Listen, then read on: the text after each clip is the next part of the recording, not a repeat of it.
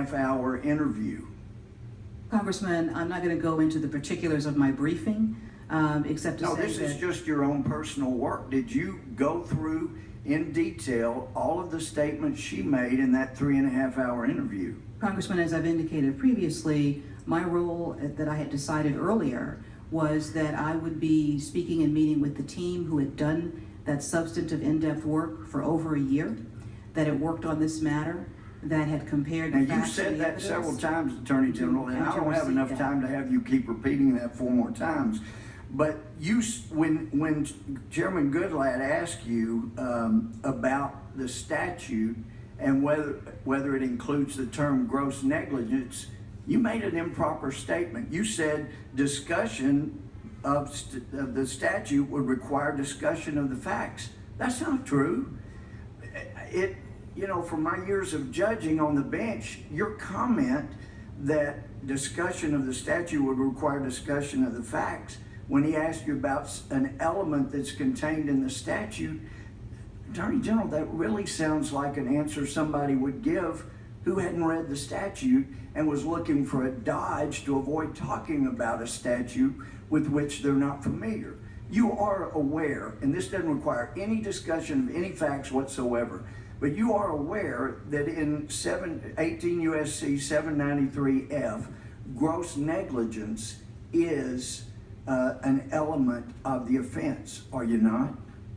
Congressman, I refer you to my statement that you just commented on with respect to Okay, well, if you're not going to answer the question, I'm afraid you may be reinforcing was the meaning of a phrase. Now, you said there was no basis not to accept the recommendation of our team, but you've given no indication whatsoever that you did any independent reading of the evidence, of the statements. Was Hillary Clinton's statement even recorded?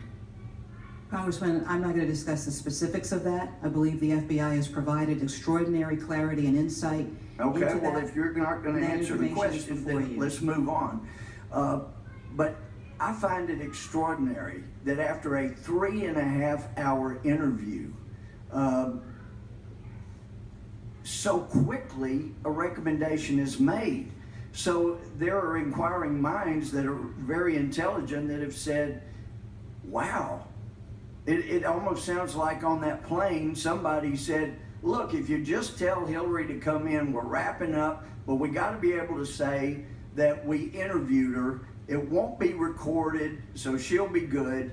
It sounded like it was a check the box. You're familiar with Scooter Libby's case and Martha Stewart's case. I know it was well before you came to office, correct? You remember they were prosecuted for making a false statement when the FBI and the Justice Department couldn't make the case they started out. You remember that? One in New York and I believe one here. Right. Here meaning. And so that's a pretty common instrument to be used. If someone makes a statement somewhere inconsistent in what they tell the FBI, that itself becomes a matter of prosecution. And I am shocked.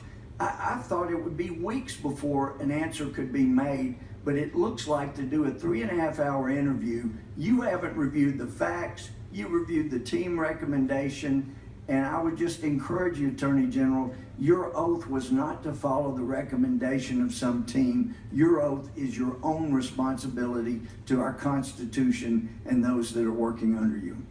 My time's expired.